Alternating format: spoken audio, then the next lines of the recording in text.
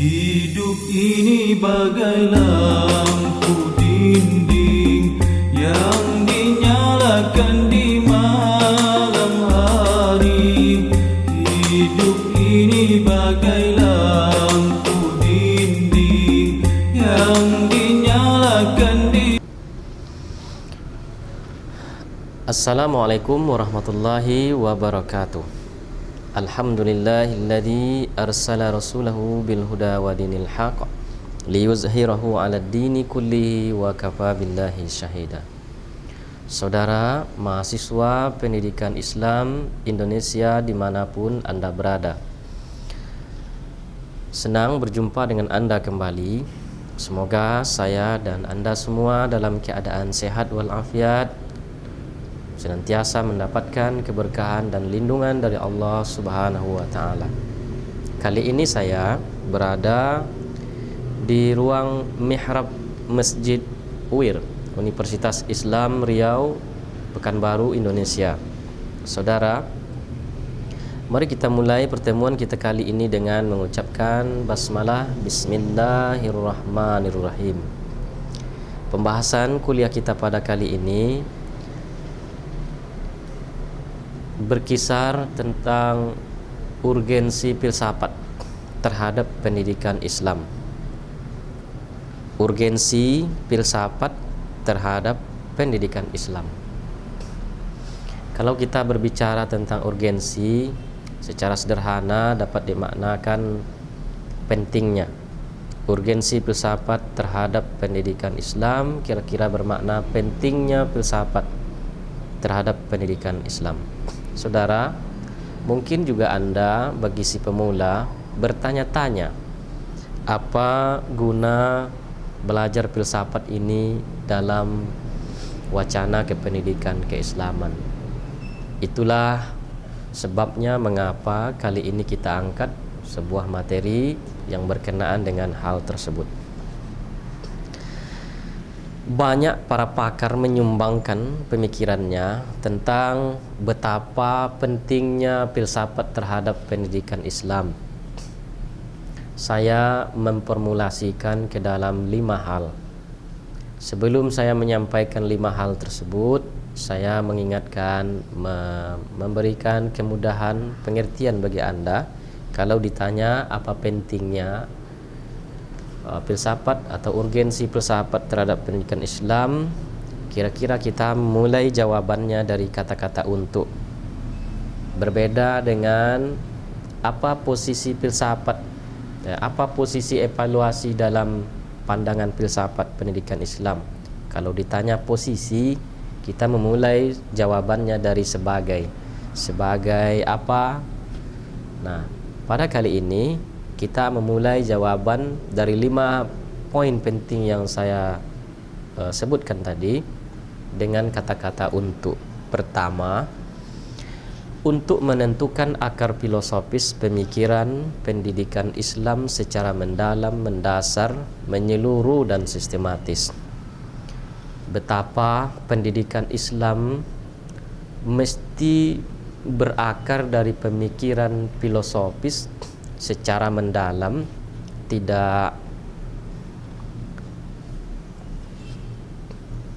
tidak dalam arti pendidikan Islam itu tanpa dipikirkan, tanpa digali dari akar pemikiran filosofis. Mendalam bahwa merencanakan, memikirkan pendidikan Islam itu sampai ke akar-akar masalah, dari mana harus dimulai, dengan cara apa, dan kemana akan dituju. Itu semua mesti terjawab dari akar pemikiran filosofis ini. Saudara, juga mendalam, mendasar. Mendasar tentu pendidikan Islam berpijak daripada dasar pemikiran yang jelas atau juga dasar sebagai sumber. Nah, ada 2 yang mesti dibedakan. Dasar pemikiran tentu berasal dari para pemikir-pemikir atau tokoh-tokoh pendidikan Islam atau ulama-ulama Islam. Dapat juga dimaknakan dasar tersebut diambil dari sumber ajaran Islam itu sendiri yang telah terstruktur mulai dari Al-Quran, hadis, qaulus sahabah, ijma' ulama, dan seterusnya. Dan itu silahkan Anda rujuk pada kajian usul fikih. Saudara, misalnya lagi menyeluruh bahwa pemikiran pendidikan Islam mesti mencakup seluruh aspek-aspek yang dibutuhkan dalam Islam itu sendiri, pendidikan Islam seluas Islam itu sendiri. Nah, tidak di sini tempatnya saya menjabarkan perkara ini lebih jauh, tetapi setidaknya kita dapat memahami bahwa pendidikan Islam yang menyeluruh itu tidak sepenggal-sepenggal. Kita mempunyai potensi-potensi yang sempurna. Pendidikan Islam harus menyentuh seluruh potensi kemanusiaan itu. Selanjutnya, saudara, pendidikan Islam mesti sistematis, mulai dari akar filosofis pemikiran pendidikan Islam itu sendiri, dari mana, dengan cara apa, hendak kemana, dan bersama apa. Itu mesti dijawab secara sistematis. Prosesnya, mulai dari input, proses dan outputnya harus secara jelas kemana sasaran pendidikan Islam. Nah, singkatnya, urgensi yang pertama adalah untuk menentukan akar filosofis pemikiran pendidikan Islam secara mendalam, mendasar, menyeluruh, dan sistematis. Anda ingat-ingat yang pertama ini. Untuk lebih jelas lagi apa yang dimaksud dengan mendalam, mendasar, menyeluruh, dan sistematis, Anda boleh kembali ke belakang, rujuk kembali rekaman kita tentang pengertian filsafat pendidikan Islam. Urgensi yang kedua adalah untuk menalarkan tipologi manusia ideal yang diharapkan dari sebuah lembaga pendidikan Islam. Sedemikian tadi, pemikiran yang mendalam, mendasar, menyeluruh, dan sistematis itu disusun, dirancang, dikonsep,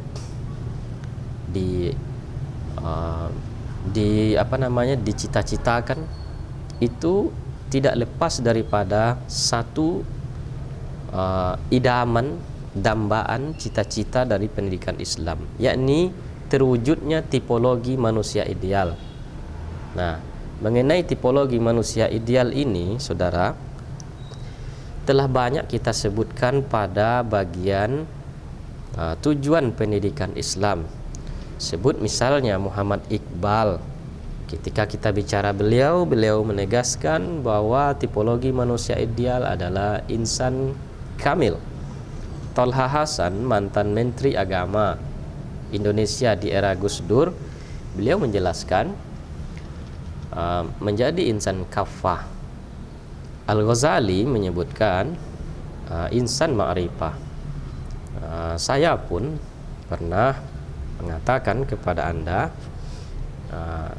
tipologi manusia ideal menurut saya adalah insanan robbaniyan, manusia robbani, dan berbagai tokoh yang kita utarakan pada bagian tujuan pendidikan Islam.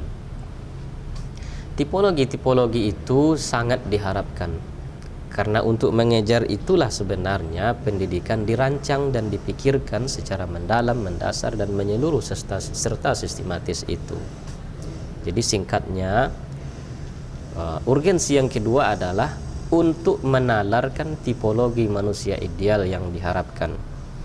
Filsafat memegang peranan penting, sehingga dengan berpikir secara mendalam itu, maka akan tampaklah satu sosok kepribadian secara jernih, dan pribadi itu sebenarnya yang kita inginkan terwujud dari kelembagaan pendidikan Islam.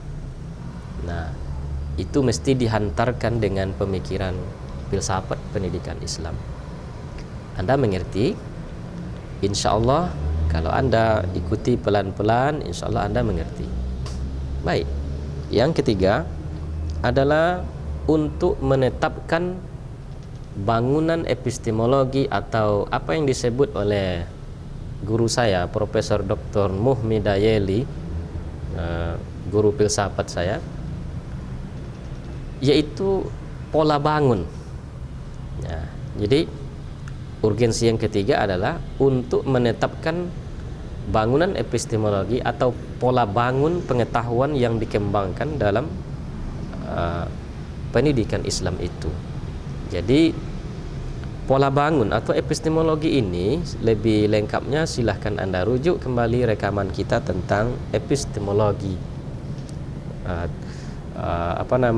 teori-teori tentang pengetahuan atau seluk-beluk tentang cabang filsafat yang mengkaji tentang seluk-beluk pengetahuan. Saudara, dengan akar pemikiran filosofis atau dengan filsafat ini, pendidikan Islam menjadi terarah sehingga konsep ilmu yang dikembangkan itu menjadi benar-benar dapat diselenggarakan di suatu lembaga pendidikan Islam. Misalnya ada lembaga pendidikan Islam bercita-cita menuju tipologi manusia ideal yang diharapkan. Sekarang ini Universitas Islam Riau mengatakan manusia madani. Tentu ada akar pemikiran filosofis sebelumnya. Nah, bagaimana?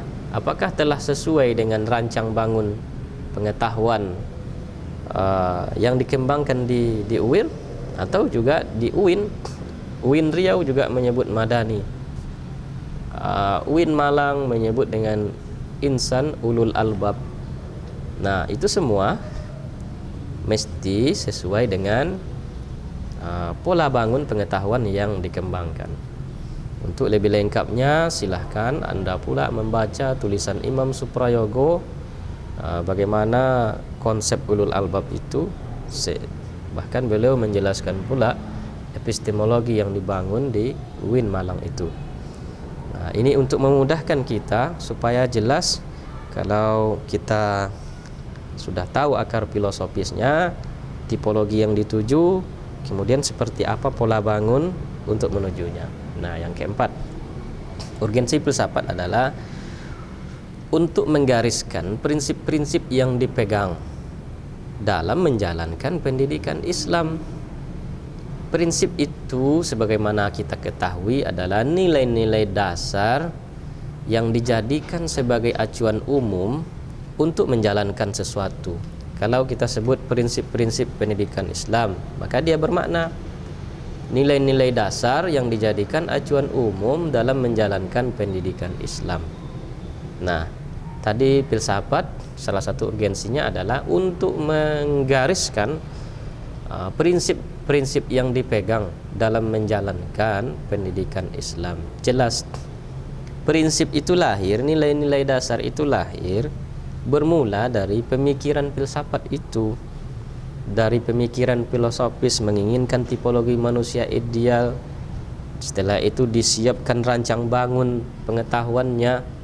Lalu untuk menjalankan pola bangun ini supaya tidak keluar dari relnya, supaya tidak keluar dari dari yang tidak semestinya, bahwa seluruh warga kampus, pimpinan, pegawai, dosen, mahasiswa tanpa menjalankan pola bangun itu dikawal oleh oleh prinsip-prinsip ini. Jadi prinsip ini sebagai nilai dasar yang dijadikan acuan umum dalam menjalankan pendidikan Islam. Nah, untuk memperdalam pembahasan kita tentang prinsip-prinsip pendidikan Islam, nanti bila ada waktunya tersendiri saya akan menguraikan prinsip-prinsip pendidikan Islam Rabbani. Yang terakhir, urgensi filsafat terhadap pendidikan Islam adalah untuk memperjelas arah bangun pendidikan Islam yang dituju. Tadi kan kita sudah tahu bahwa ada tipologi yang diharapkan. Nah, kemudian ditetapkan pola bangunnya, lalu dikawal oleh prinsip-prinsip. Apa gunanya itu? Gunanya itu adalah untuk memperjelas arah bangun, arah daripada seluruh aktivitas pendidikan itu. Ya, untuk memperjelas. Kan tadi yang dituju adalah tipologi manusia ideal, ya kan? Nah, dikawal oleh prinsip-prinsip. Kadangkala di arahnya menjadi tidak jelas, bahkan menjadi hambar. Kalau lama-kelamaan mungkin menjadi kabur. Nah, dengan pemikiran filsafat ini dapat memperjelas ke arah yang dimaksud, ke tipologi yang dimaksud. Nah, inilah maksud saya bahwa salah satu urgensi filsafat terhadap pendidikan Islam itu untuk memperjelas arah bangun pendidikan Islam yang dituju. Mudah-mudahan Anda juga secara mudah menghafal, mengingat, dan dapat pula mengaplikasikan, sehingga Anda juga dapat mengeluarkan pemikiran-pemikiran yang berharga. Mungkin boleh jadi dari Anda akan keluar juga pemikiran filosofis untuk diberikan kontribusinya kepada bangsa ini, hingga geliat pendidikan Islam Indonesia ke depan lebih maju lagi, lebih terarah lagi, lebih jelas lagi, sehingga manusia-manusia Indonesia dapat menjadi insanan rabbaniyan sesungguhnya, insyaallah. Demikian uraian saya kali ini. Wallahu a'lam bishawab. Subhanakallahumma wa bihamdika asyhadu an la ilaha illa anta astaghfiruka wa atubu ilaik. Alhamdulillahirabbil alamin. Assalamualaikum warahmatullahi wabarakatuh. Hidup ini bagai lampu dinding yang dinyalakan di malam hari. Hidup ini bagai